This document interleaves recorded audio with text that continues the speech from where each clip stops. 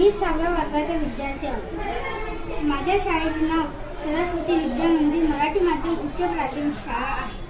आज आम्ही IKS महोत्सव 2025 यावर आधारित एक मॉडेल बनवलेले आहे. मॉडेलचे नाव चरखीद्वारा पारंपरिक पद्धतीने विहिरीतून पाणी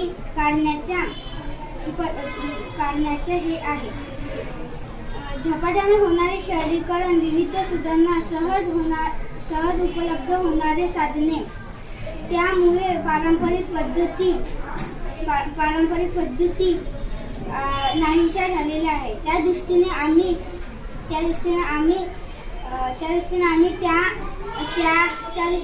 IKS महोत्सव 2025 यावर आधारित हे मॉडेल बनवलेले आहे. मॉडेलमध्ये पारंपरिक पद्धतीने विहिरीतून पाणी कसे काढायचे ते दाखवले आहे. पाणीमध्ये जे साधने लागतात ते दाखवले. त्यामुळे सर्वांना माहीत पडले पाहिजे. याच्यानंतर ह्या इंग्रज बोल. भारताला अशा अभिमानाने म्हणता येईल की भारत हा कृषीप्रधान देश आहे. मुख्यतः करून शेती आणि बागेचा सुजलाम सुफलाम देश आहे. पूर्णतः काळी नदीच्या काठी वसणे करणारा माणूस जेव्हा तो स्थलांतर झाला तेव्हा त्याला पाण्यासाठी धक्के आहारविहिरी असे स्रोत निर्माण करावे लागले. त्यामुळे पाणी काढण्यासाठी त्याने आपले घर, शेत, बाग याच्यापर्यंत पाणी नेण्यासाठी त्याने व्यवसाय निर्माण केला व त्यातच त्याने राहाडमोड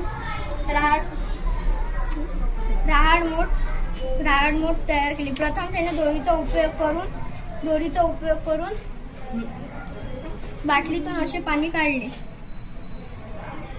नंतर त्यामुळे त्याने काही साधने तयार केली. प्रथम त्याने बाटलीच्या द्वारे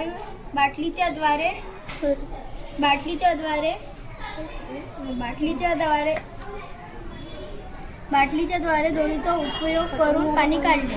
नंतर त्याने चारखीचा उपयोग करून राहाळगाडच्या मोठद्वारे पाणी काढले.